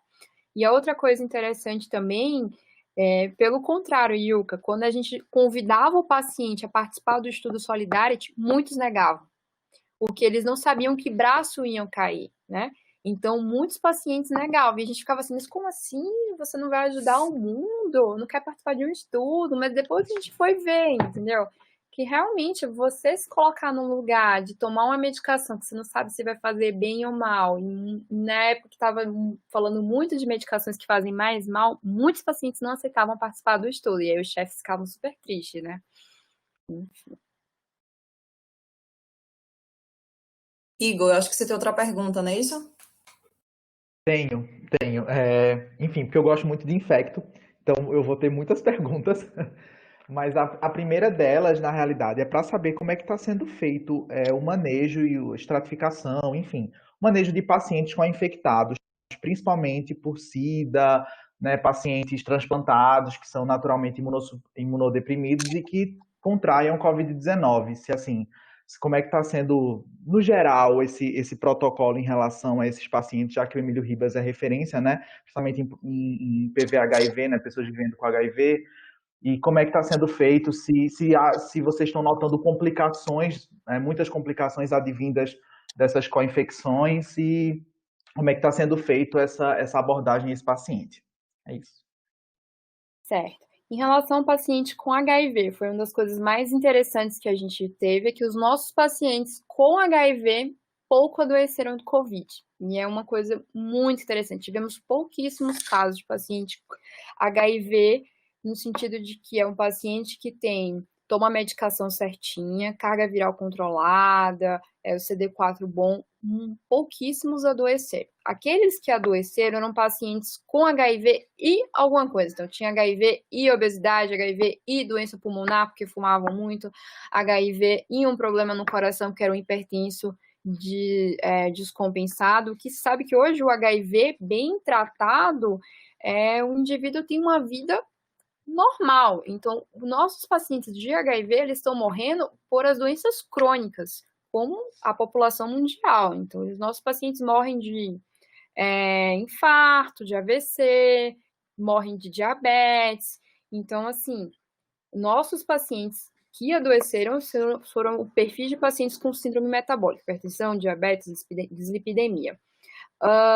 E lá, a gente dividiu o hospital em coortes. Então, assim, o paciente chegava com um quadro gripal, então a gente dividia o paciente da seguinte forma: é uma suspeita forte de COVID, então é um paciente mais, né, COVID mais, é uma suspeita baixa, COVID menos, e tinha ala dos confirmados. Então, aqueles pacientes que eram confirmados ficavam isolados, né, só podia botar paciente confirmado com paciente confirmado, paciente suspeito alto com suspeito alto e paciente com suspeição baixa com suspeição baixa. Então, assim, a gente não misturava os pacientes.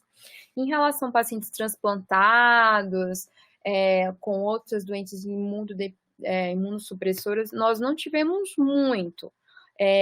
Como o Yuka falou, eu faço parte do CAIO, que é o Serviço de Emergência Oncológica do Estado de São Paulo, né, do ICESP.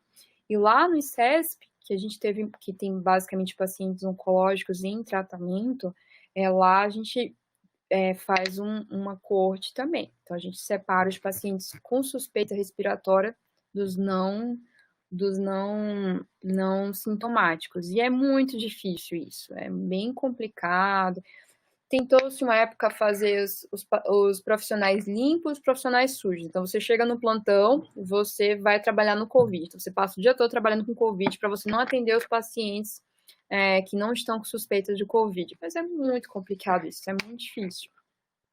Pacientes em tratamento de neoplasia, quando contraíam Covid, o desfecho é bem ruim.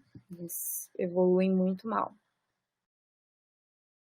Quando você fala de confirmados, eles foram confirmados por PCR? Isso, Ilka, a gente lá só confirma por RT-PCR, né?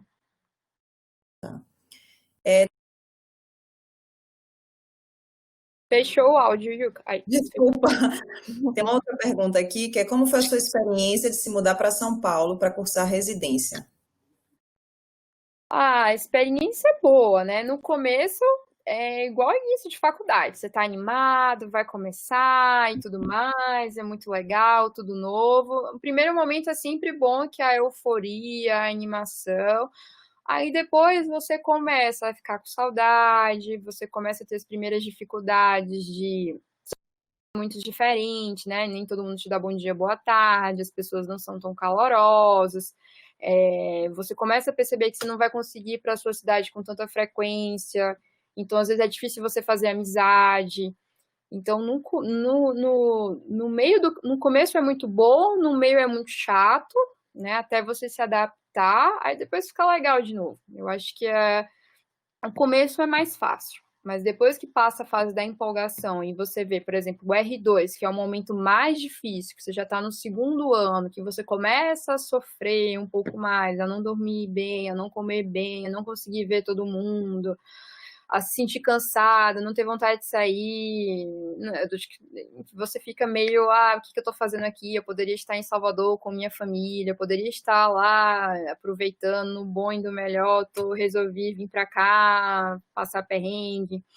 Mas aí depois é a fase do R3 que você começa a ver coisas diferentes. Poxa, que oportunidade, né? E meu pai sempre falou, pense na oportunidade que você está tendo de participar de uma pandemia em um instituto de referência, realmente é uma coisa incrível. Hoje eu vejo que é uma experiência muito boa. E outra coisa interessante é que muitos dos meus amigos, assim, do meu grupo de faculdade, da minha turma da Baiana, que eram 100 pessoas, só 2 fizeram infectologia. Uma menina, que já voltou para Salvador, e eu. E assim, muitos colegas entraram em contato para pedir ajuda de como conduzir. E aí você vê que você conhece um pouco da doença, que consegue ajudar. É bem legal isso também. Interessante. Inclusive eu, né, Carol? Será que eu tô com Covid? Calma, Yuka, vai ficar tudo bem. E teve isso muito, nossa, todo mundo ligando, perguntando. Eu falei, gente, conversa comigo de qualquer coisa menos Covid, mas não tem jeito. Então, você tinha que responder, conversar e tá tudo bem. Meu pai e meu irmão mais novo me irritaram bastante, porque eles gostam de me pirraçar com cloroquina, ivermectina, não tem estudo e não sei o que lá, mas enfim, nós chegamos a um consenso e era um assunto proibido entre nós. Você mostrou uma foto e eu fiquei em dúvida, né, com relação à paramentação. E óbvio que isso reflete nos resultados com relação aos profissionais de saúde que se infectaram com o vírus. Aí, por exemplo, você falou que hoje, atualmente, vocês utilizam a máscara N95, né, uma máscara cirúrgica. Mas como é que era antes, exatamente? Eu queria saber como é que vocês, né, qual era a paramentação antes e qual foi a mudança agora para a Covid. Eu sei que foram poucas mudanças, mas se você pudesse, né, destrinchar aí. Então, aqui a gente sempre usou muito a N95, porque os nossos pacientes com HIV, eles têm uma co-infecção muito grande com tuberculose. Como tuberculose é uma bactéria que fica em suspensão no ar, então a gente usa N95. Então a gente sempre usou a N95 e guardava ela ali por uns 15 dias. E assim, como a N95 não era usada para gotículas, então não tinha problema. A gente usava ela direto, né? Sem outra por cima nem nada. Quando chega o Covid e a transmissão é por gotículas, então teoricamente não precisaria usar a N95, exceto se você fosse fazer um procedimento. Aspirar, entubar, qualquer coisa a mais. E aí chegou um momento que a grande discussão era, beleza, vai ter que usar uma N95, só que a N95, você usando ela pura, as gotículas vão chegar na máscara. E aí, como é que você vai fazer? Você vai jogar, toda vez que você vê um paciente, você vai jogar a sua N95 fora? Aí não vai dar, não vai ter como. Então, depois de muita confusão, chegamos à conclusão que usaríamos a N95, colocaríamos uma máscara cirúrgica por cima só para proteger da gotícula e descartar em seguida. E essa foi a grande mudança. Outra coisa também foi a questão dos óculos, né? Temos que usar óculos de proteção por conta da mucosa ocular. E quem não usasse o óculos de proteção usaria o face shield. Então a gente acabou, os residentes compraram essas máscaras face shield de construção civil, porque estava difícil achar. Conseguimos a autorização da CCIH, então a gente adaptou lá aquela máscara e usávamos. Então foi o face shield a principal coisa, mudança, assim. E o interessante é que a gente já estava acostumado com muita paramentação, mas botar essa máscara no rosto e você fazer uma reanimação, né, quando tinha parada cardíaca, foi a prova a prova, enfim, mais difícil, porque a gente já estava comendo errado, dormindo errado, sem condicionamento físico, com todo aquele aparato, e ainda tocar uma parada foi bem desafiador. Assim, também, você nem consegue reconhecer o próximo, né? Às vezes pode ser seu amigo que está ali do seu lado, só que como ele está todo paramentado, você não consegue reconhecer, é estranho, né? Mas, enfim, é necessário. Eu vou passar a palavra novamente para Igor, que ele tem mais uma perguntinha, tá bom? Não, a minha pergunta é sobre como que está a curva de aprendizagem para os residentes nessa época, né? Porque assim, eu tenho alguns amigos em São Paulo também e muitos deles têm falado sobre essa dificuldade de ver as coisas, assim, principalmente as respectivas especialidades das quais eles estão inscritos, né, na residência, de que, enfim, principalmente em serviços muito grandes, como o HC da USP, tem mobilizado todo o corpo de residentes para, principalmente, né, no pico, lá em São Paulo, para se mobilizar no combate à pandemia. E como é que está sendo isso? Eu tinha visto que parece que o governo de São Paulo ia meio que colocar uma espécie de período extra, mas que não haveria bolsa. Eu ouvi falar sobre isso e, enfim, como é que está sendo essa curva de aprendizagem, se vocês estão percebendo prejuízo, assim, afinal de contas, acaba que, né, tanto os leitos de enfermaria, UTI, acabam sendo lotados por Covid-19, pacientes com Covid-19, isso tem prejudicado, enfim, a formação de vocês durante a residência. É isso, obrigado. Igor, isso foi um dos grandes motivos de insônia para nós residentes. E olha que o Covid é uma doença infecto-contagiosa, está dentro da nossa especialidade. Mas, assim, como o R3 é um ano que a gente deveria rodar em vários outros serviços de São Paulo e muitos fecharam para receber residente externo, então ficou muito complicado. É uma perda, né, muito grande. Eu ia rodar no serviço de imunodeprimidos do HC, que é um dos excelentes aqui em São Paulo, eles não autorizaram mais.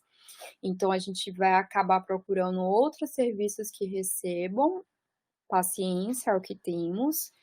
E então, isso piora bastante a situação. Mas, assim, a parte da infecto não foi tão prejudicada. Os grandes prejudicados, sem dúvida, foram as especialidades cirúrgicas. Então, por exemplo, pessoal de cirurgia geral, cirurgia, oftalmologia, otorrino, que são especialidades cirúrgicas, foram muito prejudicados. Primeiro, porque os centros cirúrgicos suspenderam todas as cirurgias eletivas. Até tratamentos oncológicos que eles conseguiram postergar as quimioterapias foram suspensas. Então, assim, toda a residência médica ficou voltada para o COVID. Então, no HC, eu tenho vários colegas lá, o pessoal da oftalmo foi trabalhar no COVID. O pessoal da cirurgia geral foi trabalhar no covidário. Então, assim, eles pararam a residência médica e, assim, é uma determinação. Quando o hospital entra em plano de contingência, você não tem opção. Você não pode dizer assim, beleza, eu não quero. Tinha questões legais que você é obrigado a trabalhar, você é obrigado a servir, né? E se por algum motivo você se afastar, tem que ser um motivo muito bem documentado. Enfim, era bem complicado. Alguns colegas se afastaram, mas foram por questões médicas, assim. Fora isso, você é obrigado a trabalhar. foi conversado sobre prolongar o período de residência, né? Por exemplo, a residência termina em fevereiro, 28 de fevereiro. Então, como nós perdemos 3 meses pela pandemia, vamos deixar agora para acabar em maio. Só que assim, a gente recebe uma bolsa e o governo não tem como receber um novo grupo de residentes e manter aqueles antigos com a mesma bolsa. Mas também residente não tem como ficar sem bolsa, né? Então, complicado. O que vai acabar acontecendo, por exemplo, para a gente da infectologia, a gente até então vai se formar agora em fevereiro e está encerrado, né? As áreas cirúrgicas, eu não sei como que vão fazer. Mas assim, o HC já desmanchou o covidário, eles agora estão voltando a operar, né? E agora o que tem se falado muito é as doenças do confinamento. O que a gente está esperando agora após Covid? Nós estamos esperando os pacientes com HIV descompensado, né? HIV descompensado no sentido que carga viral estourada, tuberculose maltratada, porque a gente perde o segmento desses pacientes. Nós estamos esperando os pacientes que deixaram de tomar as medicações porque não conseguiam, as farmácias fechavam, as farmácias que davam dos hospitais fechavam, os ambulatórios. Então, a gente está esperando a terceira onda, vai ser a onda dos pacientes não Covid. Né? São pacientes que tinham segmento, tinham um acompanhamento, foi interrompido e bagunçou tudo. Então, vai ser a nova onda, será essa, né? As outras comorbidades que foram prejudicadas pela pandemia. Bom, eu acho que a gente não tem mais nenhuma pergunta, e aí eu vou lançar aqui algumas, só para a gente finalizar. Primeiro, se você tem intenção de voltar para Salvador. Segundo, ou, né, se não, o que você pretende fazer pós-residência? Você chegou a tomar vacina, né? Se foi o caso, você provavelmente não sabe, né? Sobre o que você tomou, se foi o placebo, se foi a vacina da China. E terceiro, que é assim que eu queria que você falasse um pouquinho, o que você leva dessa pandemia? O que você aprendeu com isso, né? Você mesmo falou do chefe de vocês, que auxiliou vocês, que eles participaram dessas outras pandemias que ocorreram no país e que eles trouxeram muita experiência, né? O que você acha que você pode levar com isso? O que você aprendeu durante esses 6 meses, basicamente, que a gente está aí com muitos casos aí de Covid-19? Certo. A primeira pergunta é sobre voltar para Salvador. Eu não sei. Nesse momento, não. Eu termino o R3 agora em fevereiro. Minha proposta é fazer um R4, um fellow, né? Que é uma subespecialização. Eu ainda não rodei em todas as especialidades. Eu falo muito rodei, né? Mas rodar é estagiar, né? Então, não estagiei em imunodeprimidos, falta algumas CCIHs. Então, eu não sei muito bem. Mais uma vez, eu sei o que eu não quero. Não quero trabalhar com HIV, embora seja uma área sensacional. Não quero me especializar em HIV. Fungos também eu não gosto, então eu fico meio na parte de medicina tropical, que eu acho muito legal, que é leishmaniose, chaga, essa parte de imunodeprimidos. São 19 horas. Ai, foi meu computador. Parte de imunodeprimidos é muito interessante, e essa parte de infecção musculoesquelética eu tô apaixonada, é sensacional. E quero também fazer mestrado, doutorado, então acho que se eu for voltar, tem que ser com uma bagagem boa, porque o mercado de trabalho é restrito, né? Tem muitos infectologistas muito bons, subespecialidade, então você tem que voltar bem. Em relação à vacina, eu me candidatei para o estudo da Oxford, né, que é feito na Unifesp, me candidatei aqui no Emília, mas até agora ninguém me chamou. Não sei o que aconteceu, não me querem, então eu estou aguardando. Eu tenho alguns amigos que tomaram, eles não sabem realmente se foi placebo ou foi a vacina de verdade. Muitos no estudo da Oxford, quem tomou, que a gente acha que foi verdadeiro, teve vários efeitos colaterais, mas tá bem, tá viva, vamos ver. Tô querendo ser chamada sim, vamos ver se eles vão me chamar. Ainda tá no processo de inscrição, aos poucos tá andando. E o que eu aprendi nessa pandemia, eu acho que eu aprendi a... Acho que é aceitar, eu acho que a palavra é essa, você tem que aceitar a situação. Não tem o que fazer, não tem como controlar tudo, e a realidade é essa, você tem que aceitar e você tem que trabalhar com aquilo que você tem.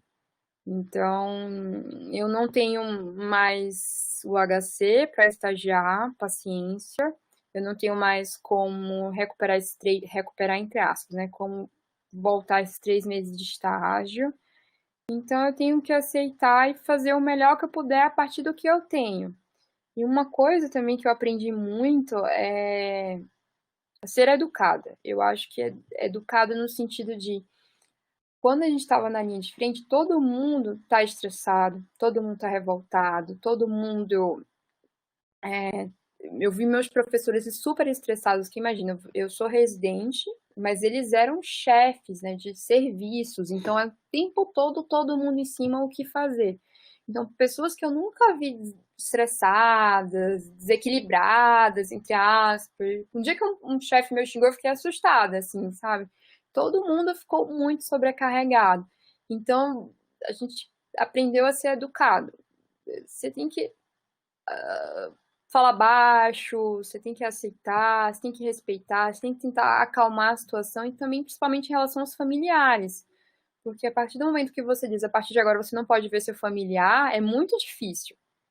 Você ligar para o telefone, a pessoa gritar com você, dizer que você não está contando direito, que você não está fazendo o seu melhor, e enfim, várias situações dessas ocorreram, é complicado. Então você tem que ser educado, ficar calmo, aceitar, e basicamente é isso. As pessoas se desarmam quando você é muito educado, né?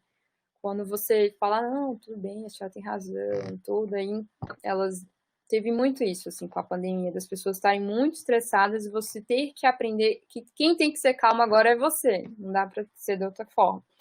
Então, acho que eu aprendi muito isso. Tem que ser educada. Carol, não tenho palavras para agradecer a sua presença aqui hoje, né? É uma pena que seu vídeo tenha travado, Ai, né? Ainda assim, ocorreu tudo bem. Então, eu acho que eu só tenho a agradecer pela sua presença. Saiba que eu vou lhe perturbar o juízo, viu? Porque eu vou querer que você participe de outras atividades que a gente venha a desenvolver. Então, realmente, né? Parabenizo você pelo que você falou, pela sua experiência. Eu imagino que não foi fácil e não está sendo fácil, mas sabe que nós estamos aqui torcendo por vocês. Vocês, né? Eu acho que ficou claro nessa pandemia a importância dos profissionais de saúde, independente de quem seja esse profissional, se é um médico, se é um enfermeiro, se é um técnico. A saúde ela é fundamental para a gente evoluir em termos de país, né? Saúde e educação, eu acho que são as duas coisas fundamentais, pelo menos para mim. Então, é isso. Obrigada. Depois eu vou querer o contato do webinário que você falou, que é um curso que está aberto, eu vou disponibilizar para os estudantes, para que eles, né, caso tenham interesse, possam acessar. É uma pena, porque hoje a gente teve uma reunião do colegiado, e aí muitos alunos participaram, né, eles fazem parte, eles participaram dessa reunião do colegiado, até porque são as proposições do calendário 2020.3, então muitos tinham interesse, eles não puderam estar aqui participando, ouvindo você, mas em compensação a gente, né, está gravando e aí depois a gente vai disponibilizar para eles. Então, acho que é isso. Muito obrigada mesmo. E vamos que vamos, força, coragem, e nós estamos aqui sempre torcendo por vocês, tá bom? Ilka, muito obrigada pelo convite, eu adorei. Eu quero agradecer muito e deixar um agradecimento especial à minha família, porque eu sei que eu dei muito trabalho para eles esses últimos tempos, então eu quero agradecer muito todo o apoio. A princesinha do papai. Painho. E eu fico aqui à disposição, que vocês precisarem. Eu sei que essa fase de final de faculdade, prova de residência, são muitas dúvidas, perguntas, preparação. E eu estudei bastante, fiz cursinho para entrar na residência, sofri e tudo mais. Então, eu fiz provas, acho que nesse país quase todo.